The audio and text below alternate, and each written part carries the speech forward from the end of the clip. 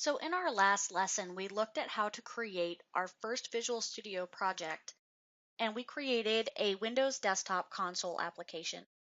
So now let's get familiar with the different parts that are inside of our Visual Studio application and some of the various files that we'll learn to work with. So in Visual Studio, it uses the structure of a solution, and a solution is a collection of all of the files that belong to a particular project. So we can think of the solution as just a giant container. The solution itself, which is the .sln file inside of your project folder, doesn't contain any of your actual project data except just some settings that talk about your project. So the solution itself can contain various files and various entities inside of here. So the first one that we looked at was the .cs file. Right, the .cs file is the actual C# code, right? And remember, we had a program.cs file in our first C# project. This is the file that contains the actual C# code that we'll be writing. Inside of a solution, we may have other files like references. And references could be things like database connections, web server connections. They can be references to outside APIs or packages.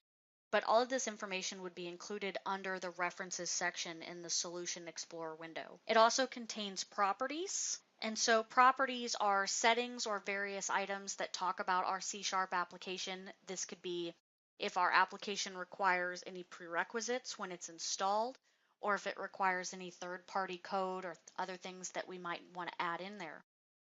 It contains config files, which contain configuration information about our project. It would contain any GUI or form window items.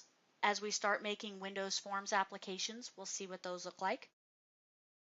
And so all of these items, including things like icons, image files, like JPG or PNG files that might be inside of our application if we're using anything like that, if we're using sounds, right? MP3 files would go inside of the solution.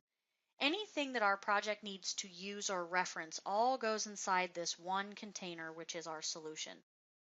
So let's go over to Visual Studio and look at what that solution looks like for our program.cs, see what that solution looks like for our first lesson project. So you can find the Solution Explorer over here on the right-hand side. You can pop that window out, and you can even use the pin to pin it down on the side so that you can look at it and use it without it docking back in on the right.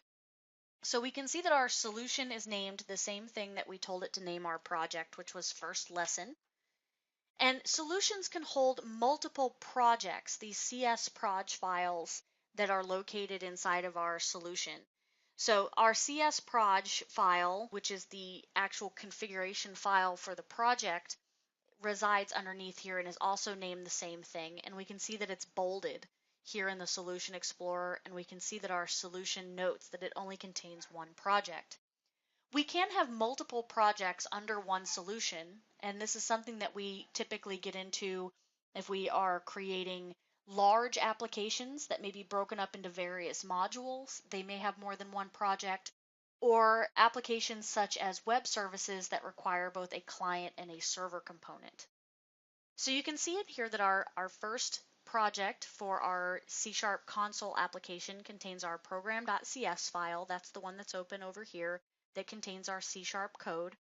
It contains a configuration file, and you can see this configuration file is in an XML format. It contains some various information about our project.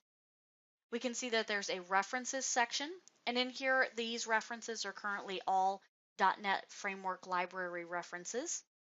And then it also contains a property section, and this assembly info file is a way to come in and specify things like version numbers, if you want to put copyright information, if you want to put information that shows up when the application is installed. So when that exe is run and evaluated by Windows, it looks at this assembly info information to find out things like the version number, build number, who made it, what company, and all of that. So now that you understand all of the information about solutions and how to use the Solution Explorer, in our next lesson, we're going to look at various types of projects that we are going to be creating as we move through this C# course.